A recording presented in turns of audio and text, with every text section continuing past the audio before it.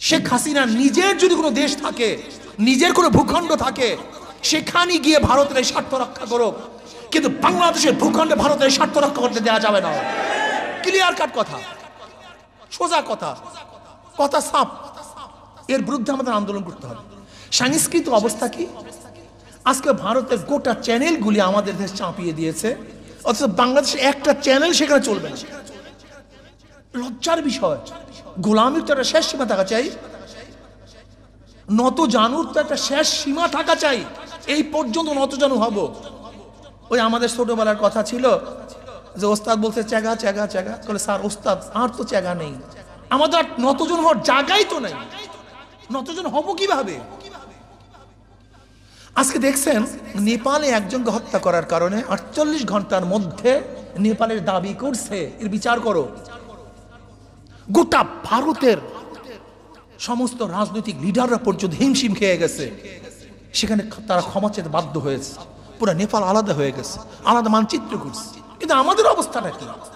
আমাদের অবস্থা হলো এই যে বাংলাদেশের ভূখণ্ডের মধ্যে প্রতিদিন পাখির মতো আমাদেরকে হত্যা করা হচ্ছে, প্রতিদিন পাখির মতো হত্যা করা হচ্ছে। আপনি কি দেখেছেন এই চিত্র? এই চিত্র মানে এগুলি কেমন সহ্য করে মানুষ? 1996 থেকে 1996 সালে 13 জন নিহত, 130টি হামলা। 1997-তে 39টি ঘটনা, 11 জন নিহত। 1998 সালে 56টি ঘটনা, 13 জন নিহত। 1999 সালে 43টি ঘটনায় 33 জন নিহত। 2000 সালে 42টি ঘটনায় 39 জন নিহত। 2001 সালে 94 জন নিহত। 2002 সালে 105 জন নিহত। 2003 সালে 43 জন নিহত। 2005 সালে 104 জন নিহত। 2006 সালে 146 জন নিহত। 2007 সালে 120 জন নিহত, 120 জন নিহত।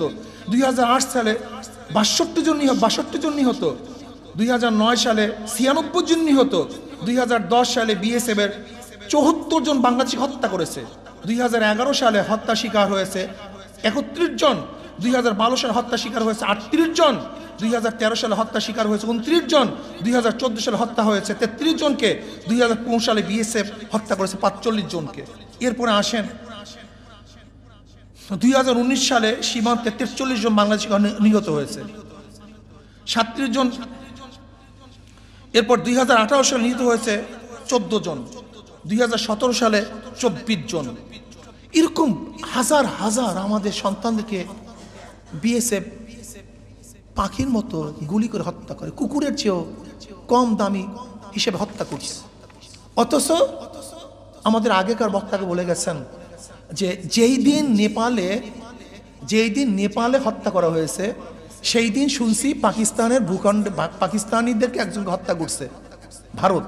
পরের দিন আমরা নিউজে কি দেখেছি, পরের দিন তার প্রতিশোধ নিতে গিয়ে পাকিস্তান 2 জন জওয়ানকে দুনিয়া থেকে বিদায় দিয়ে দিয়েছে। আর আমরা কি করি? ভারত আমাদেরকে হত্যা করে। আর আমাদের দেশের চাটুকর, এই পদলুবি গোলামের গোষ্ঠী, তারা কি বলে যে গরু চুরি করার জন্য গেছে বিধায় তাদেরকে হত্যা করছে। আমাকে বলো, গরু চুরি করার জন্য যদি কেউ কার জায়গায় যায়, হত্যা করার কোনো বিধান আছে? হত্যা করার বিধানই নেই, পাঁচাটা গোলাম। আমরা এর জন্য বলবো, আসুন, আমি সংক্ষিপ্ত সময় বলতে চাই, আসুন এই ভূখণ্ডকে রক্ষা করুন, ভূখণ্ডকে রক্ষা করুন। আমরা আমাদের নিজেদের চাল ডাল সবকিছু বিক্রি করে দিয়েও আমরা আমাদের বাংলাদেশের সীমান্তের মধ্য থেকে বাঁধ করে দিই, বিশাল একটা বাঁধ দিয়ে দেব। আমরা আমাদের পানি যখন প্রয়োজন তখন নিয়ে আসবো, যখন প্রয়োজন আটকিয়ে রাখবো। শুধু একটা বাঁধ দেই, আমাদের সীমান্তে আমরা একটা বাঁধ দেই, সবাই শ্রমজীবী হিসেবে বাঁধ দেব, প্রত্যেকে কাজ করব, সেখানে গিয়ে স্বেচ্ছাসেবী হিসেবে কাজ করব। আমরা একটা বাঁধ দিয়ে দিই, দেখবেন ভারতের কাছে আপনাকে যেতে হবে না, বরং আপনার কাছে কুকুরের মতো ভারত বসে থাকবে। শুধু একটা বাঁধ দিয়ে দেন। আজকে তিস্তা নদীর হিস্সা, অমুক নদীর হিস্সা আনার জন্য আপনি যান কেন? বরং আপনার যদি হ্যাডাম থাকে, আপনি যদি মানুষ হন, আপনার মধ্যে রক্ত থাকে, স্পিড থাকে, তাহলে আমরা ভারতের সীমান্তে আমাদের জায়গার থেকে আমরা বাঁধ নির্মাণ করি। আমরা ইচ্ছা করলে বাঁধ খুলবো, ইচ্ছা করলে বাঁধ আটকিয়ে রাখবো, গেট ইচ্ছা করলে খুলবো, ইচ্ছা করলে আটকিয়ে রাখবো। দেখবেন ভারত আজকে যেগুলো ফারাক্কাবাদ আমাদেরকে ডুবিয়ে মারে, ঠিক আমরা যদি বাঁধ দিতে পারি তাহলে মনে করবেন ওরা আমাদের বাঁধ খোলার জন্য, গেট খোলার জন্য সব সময় করজোরে ওরা নত হয়ে আমাদের কাছে আসবে যে বাঁধ খোলো, বাঁধ খোলো, বাঁধ খোলো। আসুন এর বিরুদ্ধে আমরা সবাই সোচ্চার হই, দেশকে রক্ষা করার চেষ্টা করি, ঐক্যবদ্ধভাবে আন্দোলন করি। আল্লাহ পাক আমাকে এবং আমাদের সবাইকে এই ভূখণ্ড রক্ষা করার তৌফিক দান করুক। যারা ক্ষমতায় যেতে চায় ভারতের তোষামত করে, যারা ক্ষমতা থাকতে চায় তোষামত করে, সবাইকে ঘৃণা করে আমরা প্রত্যাহার করছি। আল্লাহ আমাদের সবাইকে কবুল করুন। আল্লাহুম্মা আমিন।